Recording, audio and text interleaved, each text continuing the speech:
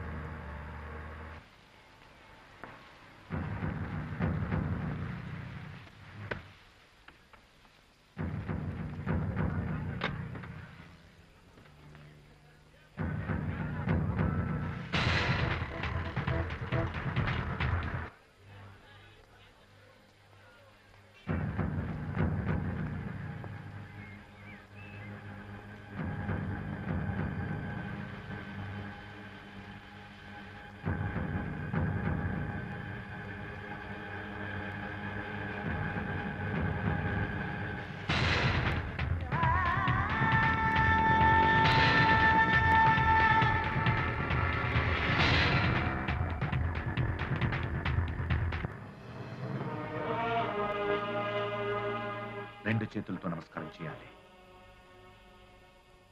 లేదు, పోయింది. యాక్సిడెంట్. లక్ష్మీదేవి లాంటి భార్య మీ పక్కన ఉన్నారు, నా పక్కన తను లేదు. పోయింది. యాక్సిడెంట్. క్షమించండి, నించోబెట్టే మాట్లాడుతున్నాను. రండి, కూర్చోండి. కూర్చోమ్మా, కూర్చోమ్మా, కూర్చో, కూర్చోండి. ఇప్పుడు అరే నువ్వేంటమ్మా, కూర్చో. ఆడపిల్ల తండ్రిని నేను కిందే కూర్చోవాలి. ఆ దేవుడికి తెలుసమ్మా ఎవడిని ఎక్కడ పెట్టాలనో. అందుకే నాకు కూతుర్నిచ్చాడు. నువ్వు కూర్చో.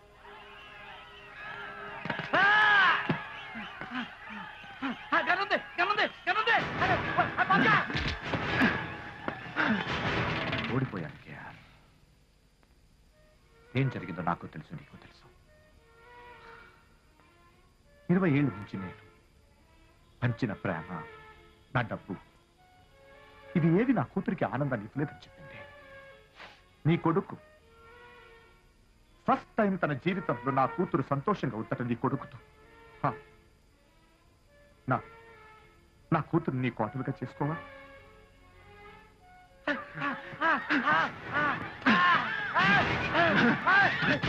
ఈ తలకాయ కోసి పళ్ళెంలో పెట్టి నీకు ఇస్తాను. ఎడంచేతో తీసుకో నువ్వు, పర్వాలేదు. కానీ ఒక్కసారి నీ కుడి చేత్తో నా కూతుర్ని నీ కూతురుగా చూసుకుంటున్నాను. ఒక్క మాట చెప్పు చాలు.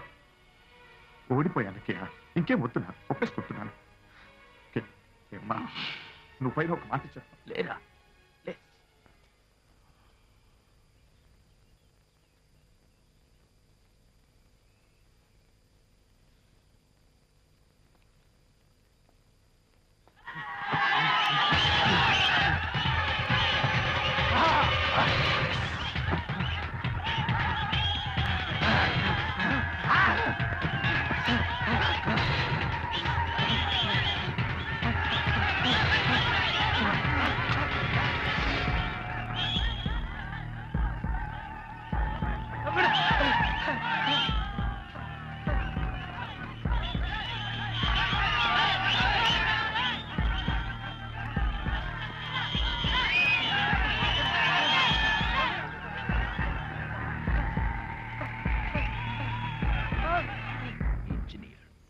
ఎంపీఏ నా జీవితాన్ని మార్చేసేవరా నువ్వు. నన్ను క్రిమినల్ని చేశావు. అదే సరిగ్గా 20 ఏళ్ల తర్వాత మళ్ళీ నా కాళ్ళ దగ్గరకు వచ్చి కూర్చొని ఓడిపోయానంటున్నావు.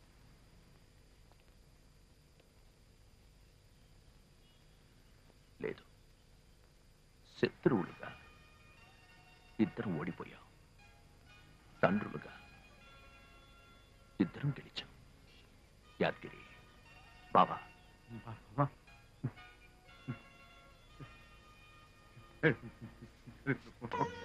ఒక నిమిషం దేవుడా, నా బిడ్డని చల్లగా చూడు దేవుడా. భక్తుడా.